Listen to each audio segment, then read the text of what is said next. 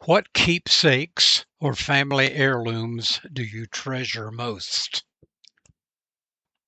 Having grown up in a post World War II family with modest means, Mom and Dad were always working diligently to make ends meet and to provide a few luxuries along the way. Fortunately, Dad enjoyed his profession and spent nearly 60 years in the optical business.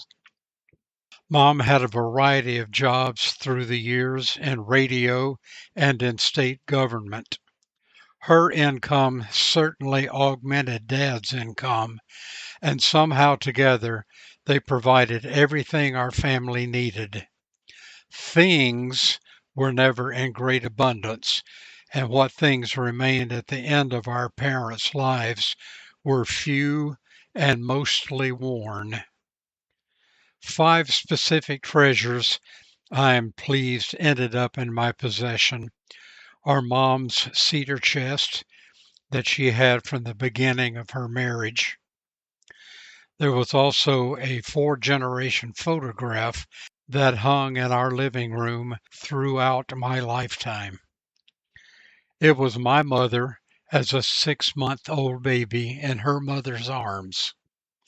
The picture had Mom and her mother, Emma Scott, centered and flanked by Grandma Schmidt and Grandma Sipple. The round-cornered rectangular frame contained the mostly sepia and partially faded photograph. We have a rocking chair that belonged to our grandmother, Emma Elizabeth Scott. It was in our home in various stages of repair and disrepair. Dad's first optical fitting table was built by his friend from 1.5-inch solid oak and weighed nearly 100 pounds. It was a custom built desk with 5 drawers. It was housed in the locker's garage while being sanded and varnished. It served Hammond Optical Dispensary for several years. Around 1975, a wood craftsman friend of mine in Phoenix City, Alabama, agreed to build another fitting table from solid mahogany to replace the original aging table. The beautiful 7-drawer table served the shop until Dad's retirement. Oh, yes, there is a wooden box in my attic about 30 inches tall and 15 inches square. It was built by Mom's uncle, I believe.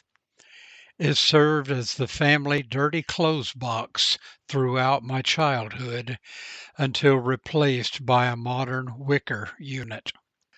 The lonely white box with the hinged lid has spent many solitary years in various attics. I also have a couple of optical tools and an antique manual hand drill that remains in operable condition. The treasure that escaped was a large, lovely pastel painting of a country shack on a dirt road, which was a gift to Mom from Montgomery artist and country singer Jack Turner. It was inadvertently donated to a local charity one day while I was at work. There are so few items that survived 4 rough boys who grew up in that home. That, however, makes the few survivors even more treasured.